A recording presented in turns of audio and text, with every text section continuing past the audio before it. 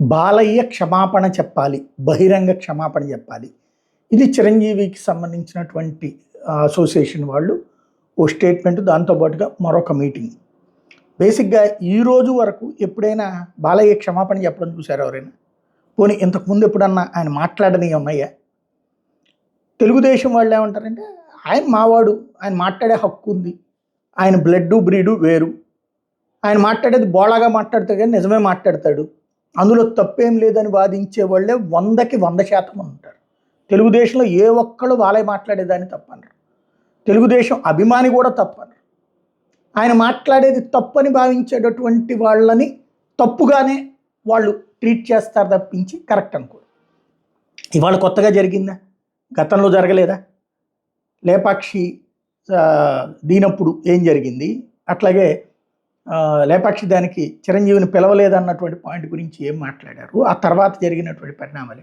కాకపోతే కొన్నాళ్ళు పోయిన తర్వాత ఏ ఆహాలోనో లేకపోతే ఇంకో దాంట్లోనో ఓ ప్రోగ్రాంలో మళ్ళీ వీళ్ళు కలుసుకుంటారు. చిరంజీవి బాలయ్యో, లేకపోతే పవన్ కళ్యాణ్ బాలయ్యో, లేకపోతే నాగబాబు బాలయ్యో. అప్పుడు అదే దాగా రోజున గబక్కన మనం మామూలుగా సరదాగా బోళగా మాట్లాడేస్తాం కదా అని ఈయన అంటారు. అవునవును, మీరు బోళగా మాట్లాడుతుంటారు, అటు అనుకుండా ఉంటే బాగుండదు అనిపించింది, కానీ మాకు అవన్నీ మనం వదిలేద్దాం అనేటటువంటి మాట వీళ్ళు అనుకుంటారు. ఇంతకుముందు నాగబాబు, పవన్ కళ్యాణ్ ఎన్ని విమర్శలు చేయలేదు బాలయ్య మీదన, మమ్మల్ని ఎలాగా జనం అంటావా, ఇవన్నీ మాట్లాడలేదా? మరి అదే వచ్చేటప్పటికి ఇద్దరు ఆహాలో కూర్చుని మాట్లాడుకోలేదా? నువ్వు గొప్ప అంటే నువ్వు గొప్ప అనుకోలేదా? కాబట్టి అనవసరపు ఆయాసం, అనవసరపు మాటలు, ఏదో మీటింగులు పెట్టుకుని ఏదో చేసేస్తాము మళ్ళీ ఆ క్షమాపణ చెప్పేదాకా ఎవ్వరూ అనవసరమైనటువంటి ఆవేశాలు వద్దు. ఇంకోటి, ఇప్పుడు కొంతమంది అనవసరంగా బాలయ్యని తిట్టేస్తున్నారు, జనసేన ఫ్యాన్స్ లేకపోతే చిరంజీవి ఫ్యాన్స్.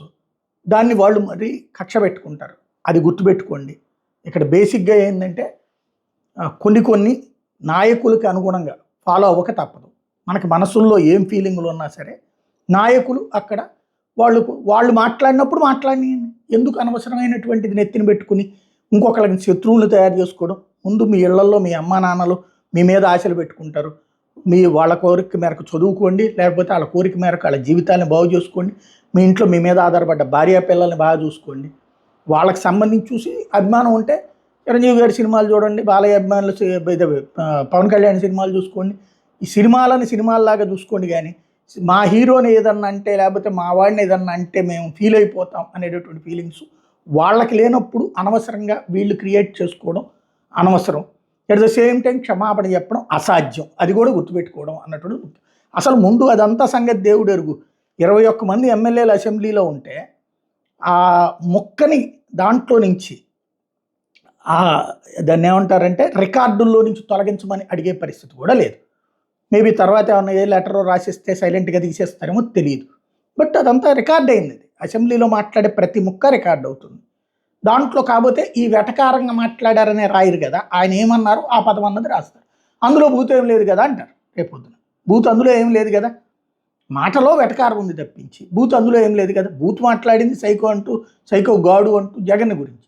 వాళ్ళు ఎమ్మెల్యేలు అక్కడికి లేరు కాబట్టి, వాళ్ళు ఏ లెటర్లో ఇవ్వలేదు కూడా కాబట్టి, వాళ్ళు అసెంబ్లీకి అటెండ్ అయ్యి అది విత్డ్రా చేయమనాలి, దాన్ని తొలగించమని అడగాలి. వాళ్ళు అది చేయట్లేదు కాబట్టి ఎవరి గోల వాళ్ళదే. బాలయ్య సూపర్. ఎప్పుడు కూడా తను మాట్లాడిన దానికి తన చుట్టూ ఉన్నటువంటి పవర్, తనకు ఉన్నటువంటి అభిమానుల పవర్ అనేది ఏదైతే ఉందో అది స్పెషల్ అయింది.